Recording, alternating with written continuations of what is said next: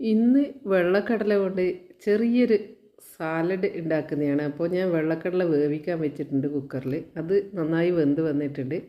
ഇനി ഇത് നമുക്കൊരു ബൗളിലേക്ക് ഇട്ട് കൊടുക്കാം. പിന്നെ ഞാൻ ഒരു ചെറിയ കഷ്ണം ക്യാരറ്റ് എടുത്ത് ചെറുതായിട്ട് അരിഞ്ഞെടുക്കുന്നുണ്ട്. അപ്പോൾ ക്യാരറ്റ് കുനുകുനാ അരിഞ്ഞെടുത്തിട്ടുണ്ട്. അത് ഒരു സൈഡിലേക്ക് മാറ്റി വെക്കാം. ഇനി ഞാൻ ഒരു സവാളയാണ് എടുത്തത്. അതും ചെറിയതായി കട്ട് ചെയ്തെടുക്കാം.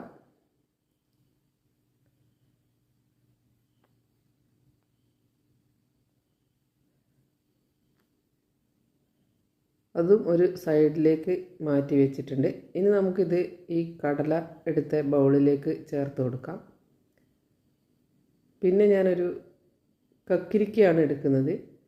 അതും ഇതുപോലെ തന്നെ ചെറിയ കഷ്ണങ്ങളാക്കി അരിഞ്ഞെടുക്കുന്നുണ്ട്.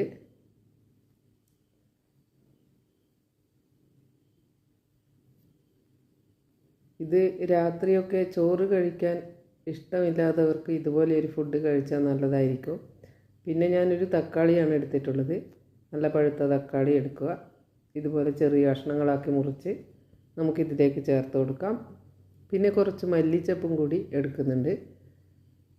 അതൊരു ടേസ്റ്റിന് വേണ്ടിയാണ്. മല്ലിച്ചപ്പ് ഇല്ലെങ്കിലും പ്രശ്നമൊന്നുമില്ല. അതിൻ്റെ ടേസ്റ്റ് ഇഷ്ടപ്പെടാത്തവർക്ക് അത് എടുക്കണമെന്നില്ല. പിന്നെ ഇതിലേക്ക് ആവശ്യത്തിന് ഉപ്പ് ചേർത്ത് കൊടുക്കാം. പിന്നെ ഞാനൊരു ചെറുനാരങ്ങയുടെ നീര് പിഴിഞ്ഞ് ഒഴിച്ചു കൊടുക്കുന്നുണ്ട്. ഒരു പുളിക്കും ഒരു ടേസ്റ്റിനും ഒക്കെ വേണ്ടിയിട്ടാണ്. പിന്നെ കുറച്ച് കുരുമുളക് പൊടിയും കൂടി ഇട്ട് കൊടുത്താൽ നമ്മുടെ അടിപൊളി ചന മസാലയുടെ സാലഡ് റെഡിയായിട്ടുണ്ട്.